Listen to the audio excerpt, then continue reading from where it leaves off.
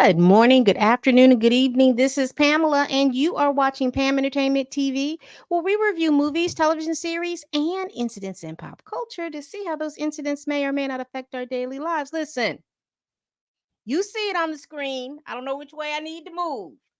This is what we are going to review today. Tyler Perry's Divorce in the Black, starring. Let me get these starring who is starring in this movie. I know that Megan Good, Corey Hardrick. Let me see who else is in here. Joseph Lee Anderson. It's looking like we have Taylor. Let me get her name right. We have Taylor Williams. We have Shannon Wallace. We have Richard Lawson. We have Debbie Morgan. Who else is in here that we may or may not know? You have Ursula Robinson, Rakeem Laws, Barry Williams Jr., Jeffrey Crichton, and a whole host of other people. If I didn't call their name, it's not because charged it to my head, not my heart. I'm just wanting to make sure that we get all this information in. Now, this movie, Tyler Perry's Divorce in Black, is on Prime. You can watch that movie there. They've done a collaboration with Tyler Perry and Tyler Perry Studios. So shout out to Tyler Perry for that. So let's get into this. I had the opportunity to watch this with a group. So shout out with that group and shout out to the Dre Mac Show and Mika G for hosting that watch party that we watched this movie on. Had a great time. And I wanted to come out of that to talk about this movie. What I saw, what I liked, what I disliked, and anything. So let me first preface this. Tyler Perry is going to Tyler Perry. It is to the point now that I think if we believe that Tyler Perry is going to do something different, we are the ones that are delusional. Okay. Tyler Perry has his own, he really has his own genre of classification of movie. What are we going to call that? uh, because you have horror, you have drama, you have romantic comedies, all of these different things. These are Tyler Perry telenovelas, Tyler Perry's Taipei dramas. I don't know. There is a name for it. Y'all come up with the name for it down in the thing. But Tyler Perry has his own genre of movies, and you like it for what you like it for, or you dislike it for what you dislike it for. So let's get into this. Now I'm going to go to IMDb and I am going to be reading what is, but they consider this a drama and a thriller. Okay. So here is the plot of the whole movie according to IMDb. Ava's husband Dallas leaves her heartbroken as he abandons their marriage. Now, Tyler has a whole lot of genres of movies and things like that. And so, if you've watched a lot of Tyler Perry movies, you will see a snippet of one of those Tyler Perry movies all amalgamated into one. Okay. So, it's like The Diary of a Mad Black Woman, but from the husband's perspective. Uh, Why Did I Get Married? I think from I don't even know what whose perspectives, like almost a bunch of people in that whole thing perspectives. Uh you know what? This would be from Janet Jackson and Malik Yoba's characters. This is what I'm feeling from that. So that's from Why Did I Get Married? Let's see. What is the movie with Blair Underwood, with Blair Underwood and Lynn Whitfield played in that movie? I'm getting pieces of that. And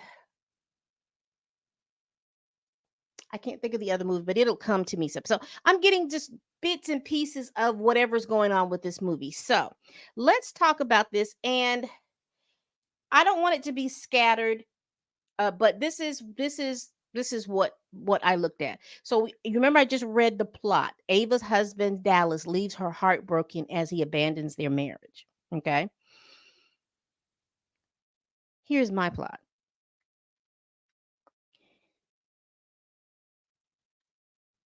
Husband calls woman's bluff to divorce him. Woman divorces him. Husband has a breakdown, and this is like a psychological thriller. That's it's my plot for this movie. Now, I want to go over my pros and I want to go over my cons, and then we'll just go down. I don't want this to be a spoiler thing, but it will be spoiler ish because I believe that everyone should go and watch a movie for themselves and be able to make a um, to come up with their own conclusion of whether or not they want to write the go see the movie. I know a lot of critics, from what I understand, this had a 0 from the critics on the Rotten Tomatoes and like a 42 to 43, 46% viewer likability on Rotten Tomatoes. And that's fine. And that's, to me, that's fair. Because if you're going into this looking for Academy Award, Oscar winning performances, again, I have to tell you, who is the one that's delusional in this whole thing? All right, so Megan Good plays Ava, and Corey Hardrick plays Dallas. Now, here is what I liked about. Here's my pros about this movie. It has a universal concept. I mean, we've seen this kind of psychological thriller with J Lo. I can't think of what that movie is, but there this whole thing, psychological thriller with the husbands and the wives, and the wife leaves the husband, or the husband leaves the wife, and then there's all of this treachery and stuff like this going on. So the universal concept is fine. That can draw you in it. Um, Here are my cons. That was my pros about the movie, and here are my cons. I think it tried to do too much social commentary, and it was sloppily done. It was trying to make these certain points of the relationships between black men and black women, and uh how black men do you, and all of this other stuff. So it made a lot of things, but it did it kind of sloppily. And it was so ham-fisted, it was unnecessary. Just the simple plot of this couple had a marriage, this marriage, a certain point happened, this marriage breaks down, and the psychological descent of this marriage would have been enough. Would have been enough. Um, the movie was a little disjointed, and what I mean by that is you really didn't know why their marriage broke down in the first place. It was almost like they were taking you. You know what this movie felt like? Let me tell you what this movie felt like when I was watching it. Have you ever seen like drone footage and the drone is going over the place? The way I felt about watching this movie is that I was the drone and I had like 2% battery left. And because I had 2% battery left, it just dropped me down in the middle of the movie, and I had no contextual idea of what was going on. It was just so much stuff going on, and I had no conceptual about the time periods or how much time had passed or anything. It's just I was going from scene to scene to scene, and I'm just stuck here watching this movie go by me, and I can't really stop it to go back and ask some questions because everything was moving. And then maybe like 5 scenes later, they would answer a question that happened four scenes ago, and it's like, well, that doesn't make any sense because how did you get? Why is the emotional payoff that you're giving me 5 scenes later not matching why you're in that situation in the first place? I hope I'm making sense on that. That's the way I felt when I watched it, because I was like, why is this person acting this way? It doesn't make any sense because there was no buildup to understand, to know why this person was acting this way. And let me give you an example. Throughout this whole movie, I still couldn't understand what was making the husband such a bad person. I mean, like I said, I'm the drone and I dropped into the movie, and this is from the beginning of the movie. This man is a bad man. What happened? We saw nothing to lead up to this. Nothing showed us what happened. I mean, even if it was a flashback montage, we didn't have any of that. It was just like, whew, here he is. He's a bad black man. And he's this and he's that. We had no build up to that. Then you have 5 scenes later, you start uh there was this skillfully written letter about how he had physically abused his wife, how he had mentally and emotionally abused his wife, but we saw nothing of it. Nobody, nothing, nothing. No, uh, the acting didn't match what the stakes were. Is the thing that I'm trying to say. It just didn't match to me, and I'm like, he is doing all of this stuff, but we don't have no context from it. When the movie starts off, you have this big funeral scene, and it's this big scene, it's this big uh, uh over the top display of stupidity and selfishness and no emotional intelligence going on in there. Everybody is me, self, and all of this stuff. You have this big old huge display of this stuff, but it was just this big display and this big shocking event, but there was no build up to it. Why would it just was no built up. It was just almost so the only thing I got out of it is that Dallas's family was the black sheep family of the town. It was like the Hatfields and McCoys. You had these Dallas and family was the ghetto, the criminal, the really tight people like that, and then Megan Ava's family, who was played by Megan Good, were the angelic pastor and pastor's wife and PK kid. They were just like whoo. They were like the angelic thing, and it was like these two families came together because of the marriage of Dallas and Ava. But we had no flashback scene or nothing to show that they once, that what they met as high schoolers or something, and then they became married. We had no kind of concept of what was going on. All of a sudden, it was just like Dallas is bad. He wants a divorce because he can't hardly stand his wife anymore, and she gonna give him the divorce. He had outlined all the stuff that he wanted in this divorce, and she was just going to accept it. She goes, spends a week. And again, you remember I talked about earlier about being that drone drop down. I had no concept of time. It just seemed like she went to go stay with her parents a week, and all of a sudden she's over the fact that he wants her to divorce. She is divorced in a week. It was too much, and there was no concept of time. How much time had passed with all of this stuff? We don't know. It was just it was just like boom, boom, boom, boom, boom. So I didn't like that. Yeah, and like they had all, like I said, we were talking about the plot points. They were like funeral scene. We talked about that. There was a scene with some dead animals. There was some stalking. All those things, those plot points didn't even end anywhere because you couldn't understand where they all were coming from. He wanted the divorce, and then he was pissed off that she was like, okay. And again, the concept of time. So then now you have this big bad husband. Now you got to have this his antithesis. Who's this good dude? So you have I call him Church Drake. That was his name throughout the watch party, Church Drake. But let me get what his character's name is really quick.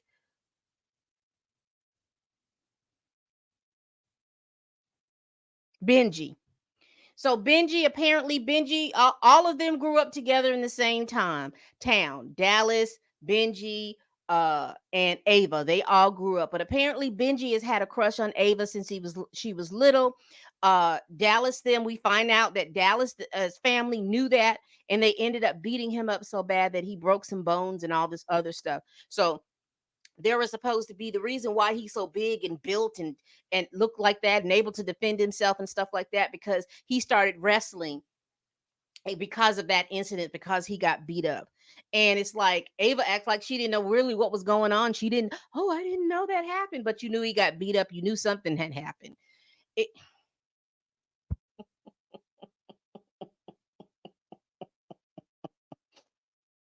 okay. So again, I am not going to spoil this. But again, I'm just going to go over my pros and my cons. Now, I will tell you another pro that I had. I was very, very excited. Debbie Morgan was there. She played Ava's mother. I was excited to see her. She used to play Angie back on All My Children 30, what, maybe 40 years ago. And she still looks good. She still looks good. I know she played him. If you watched Our Kind of People, which was a show on Fox year before last. She played on there too. She was on there too. But I enjoyed seeing her. I think that she is one of the actresses that have been underrated, just like Lynn Whitfield. They are good actresses, but they don't get a lot of mainstream roles, but they are great actresses, and I enjoyed seeing her. I even enjoyed watching Richard Lawson. I thought he did a pretty good job there in acting. Now, some of the younger actors and stuff like that, I felt like with Corey Hardrick, I was okay with his acting, but I will tell you that he gave it a little more razzle dazzle. The script really didn't cause for all that razzle dazzle, but I did appreciate it because he gave me, that's my new point now, the two finger point. So he gave it a little razzle dazzle, and I appreciate that. I really do appreciate that. Um, and lastly, I talked about my plot points. I talked about the actors and the characters. Um, Benji's character, he seemed a little too shady to me because he was moving too quickly. He just knew that this girl got out of a relationship a week and a half ago. And I'm saying it like that. And I know that sounds crazy, but if you watch this movie, it doesn't seem like a whole bunch of time had passed. It just seemed like she was with her parents for a week. She came back to work. They threw her a divorce party when she came back she came back to the bank. Looks like a couple of hours later, they threw her a divorce party. It was just all of these little different things. And also, you remember I told you I'm that drone that dropped into all of this. I am assuming that where Ava and Dallas lived was in Atlanta, because wherever they're from is like an hour and a half away from Atlanta. I will tell you this: these people spend so much time on that doggone road. I hope it's not a look a 2-lane country road, because I mean, you Dallas would be in their hometown, and then in the next scene it would be maybe 30, it'd be less than 30 minutes. He's back in Atlanta stalking somebody. He's back in the hometown bothering Ava's mom. But then uh, uh, uh, it looked like 20 minutes later, her dad is at her house putting cameras and stuff up. It was just amazing how much time. We didn't even get any time. Like, can we not see them in the car? Can we not see Dallas in the car fuming about the fact that he called Ava's bluff, and she said okay? We didn't get to see any of those things. So like I said, I liked I liked the cast. I did appreciate the acting, and I did appreciate that some of these actors are newer actors. So I gave a whole lot of grace on that. Also, again, Tyler Perry has his own genre. So this within the Tyler Perry multiverse, uh, this would probably be middle tier, right in the middle tier. And maybe one day I'll do a ranking of my favorite Tyler Perry movies and series and things like that, and do a little ranking, because I can watch it for the first year. Then after the first year, I usually just kind of check out. I think that's just me, I guess. So what I want to tell you about the writing, um, the directing, the cinematography, and all that other stuff. I'm only going to go into the writing, and I will say this: the concept of this movie was universal. And I did like that. It is a psychological thriller, to watch the psychological mind games that a man, a woman and a man, a wife and a husband will play with each other once there is a divorce back and forth. I really wish they focused on that. But honestly, when I look at the writing from this movie seemed like they put it together from some like rough draft outline. It was almost like okay, Ava, Megan, your character is like this. Go. Corey, your character is like this. Go. Benji, your character is like this. Go. Taylor, your character Rona is like this. Go. And on and on and on and on. And they just would like come together as a big group. Okay, I'm gonna say this, and then you say this, because you all need to talk about being good friends, and you being a ride or die friend for your friend, and all. That's what it seems like to me. I think that if that script would have gone through some polishing, I think those social commentaries. I think that's, to me, that's why it felt so ham-fisted.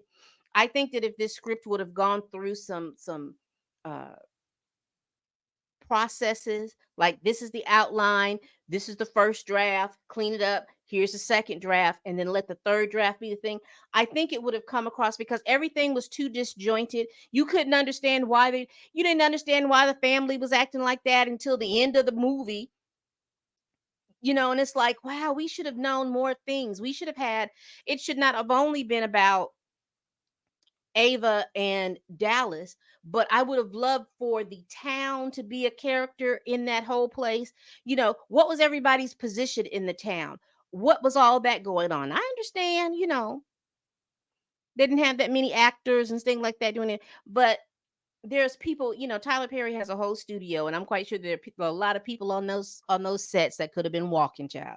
But I just believe that if that script would have been a little bit more polished, because it's always like you got it, but you just won't allow anybody else to proofread your work. It's like it's like doing a term paper and turning in your rough draft, and then you're looking crazy because you had all of these ideas, but usually when you do a term paper and your first draft, you have to tweak it a little bit. But this movie is just like a term paper where you turned in your first draft.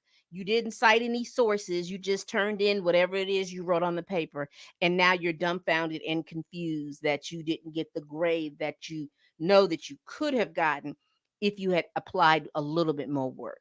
Now I am so I would tell you, if the best way to watch this, I watch this with the watch party. So the best place, the way to watch this is with a group of folks. And then at the end, you kind of talk about it. This is one of those movies that I would watch with a lot of people and everything like that. Because you sitting down watching this movie by yourself, you're going to turn it off. If you've got the ability to sit and bounce, like, hey, what happened? What did you pick up on this? It's a great watch. It's a great watch. All right. So here it is, my review. What do I do it? So out of 5 stars, I will give Tyler Perry's Divorce in the Black. I will give it 2. It is something that you can watch. It's in the Tyler Perry multiverse. So it's probably sitting as one of those movies that's probably a little bit towards the bottom, but right in there. I will tell you, I do appreciate, because I've heard the different interviews and things like that. I do appreciate that Tyler Perry pays his actors and actresses what they are worth. He does pay that what they're worth. Um, and I am excited about that for them, because a lot of times a lot of these actresses, black actresses and black actors, even though they are outstanding, they still, people still run with this mess about, oh, a black cast can't sell, and we know that they can, because, and let me be very clear, everybody in the United States of America consumes black American culture, the good, the bad, or the indifferent. You consume it, and you're consumers of it, and you purchase it, and you buy it, and or you profit off of it. So there's no reason to believe that these actors and actresses can't hold a movie or anything like that. Again, I give this movie a 2 stars out of 5. This is a movie in the Tyler Perry universe. Y'all put it down in the comments. What do you think we should call this Tyler Perry universe? But you all know what we do here. Please like, comment, and subscribe. Please share this video if you care. Please tell a friend, tell a kin, tell that coworker, tell that heifer that you can't stand that I'm over here making these videos, child. And as always, people, bye bye.